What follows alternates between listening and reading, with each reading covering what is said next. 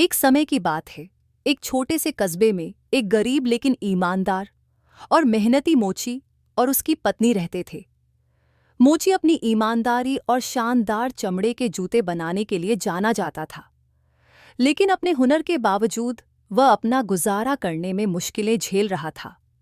उनका जीवन कठिन था और उनके पास अक्सर खाने या काम के लिए सामग्री खरीदने तक के पैसे नहीं होते थे।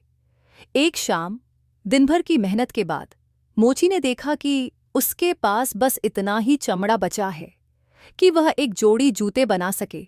उसने ध्यान से चमड़े को काटा और उसे अपनी कार्य मेज पर रख दिया।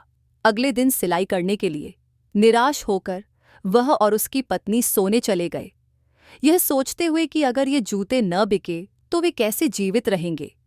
अगली सुबह उनके आश्चर्य का ठिकाना नहीं रहा जब उन्होंने देखा कि कार्यमेज पर एक खूबसूरत जोड़ी जूते रखी हुई थी।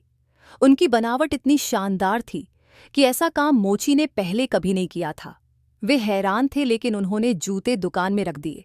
जल्द ही एक अमीर ग्राहक आया और उन जूतों को ऊंचे दाम पर खरीद लिया। इस पैसे से मोची ने और चमड़ा खरीद लिया। उस शाम उसने 2 जोड़ी जूतों के लिए चमड़ा काटा, उसे मेज पर रखा और सोने चला गया।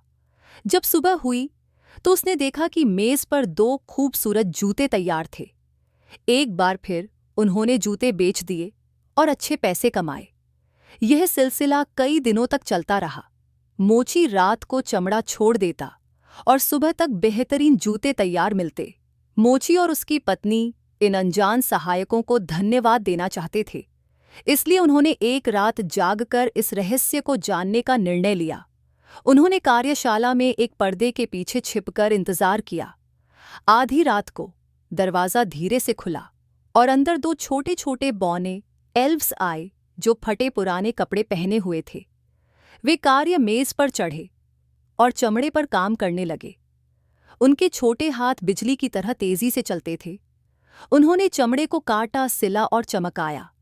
भोर से पहले उन्होंने कई जोड़ी जूते बना दिए और चुपचाप वहां से चले गए। मोची और उसकी पत्नी नोह की इस दयालुता से बहुत प्रभावित हुए।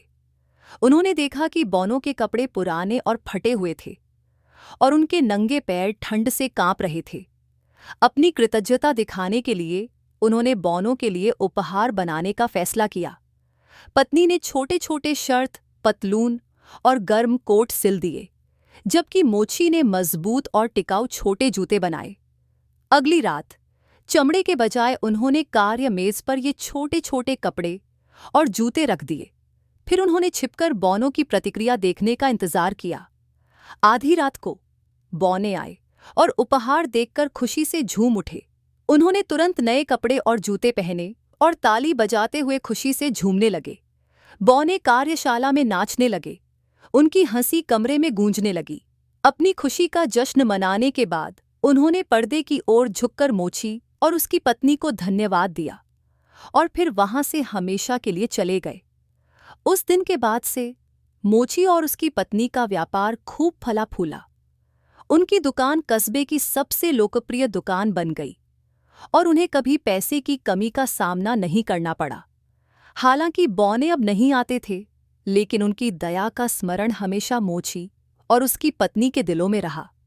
बौने आगे चलकर और ज़रूरतमंदों की मदद करने लगे। जहां भी गए दया और भलाई फैलाते रहे। कहानी की सीख: दया और कृतज्ञता भलाई और उदारता का एक चक्र बनाती है।